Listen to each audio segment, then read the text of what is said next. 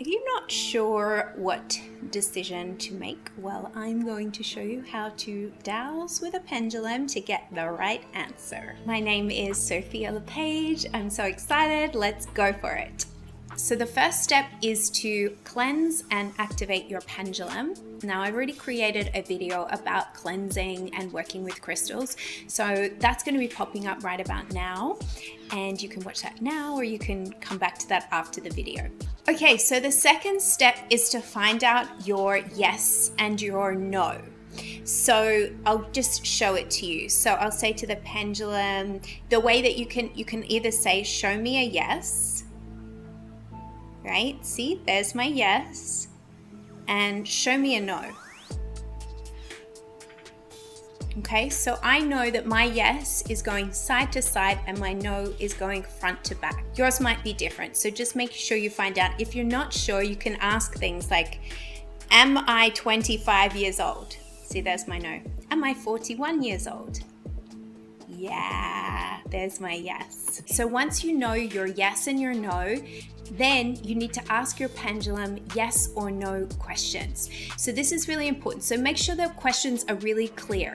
If you have a bunch of things to ask one thing at a time. So you might ask, should I go out to such and such place on Wednesday? And then it will say yes or no, and then you're like, should I go at 5 p.m? And then it will say yes or no. So you wouldn't want to say, should I go out on Wednesday at 5 p.m? Because that's actually two questions. Okay, so just make sure you break it down into one question at a time. That's kind of a silly example, but it's one I thought of right now. So I'm sure you'll have much more interesting things to ask your pendulum than that. Okay, and then the final step is whatever your pendulum says, do it. I had an experience the other day where my husband was asking the pendulum things about his work, and then the pendulum gave him the answers, and then an hour later he was wanting to ask the pendulum more questions because he wasn't sure about the answers. He's like, well, maybe the answers have changed by now. And of course they hadn't. So whatever your pendulum says, trust that and go with that and see what happens.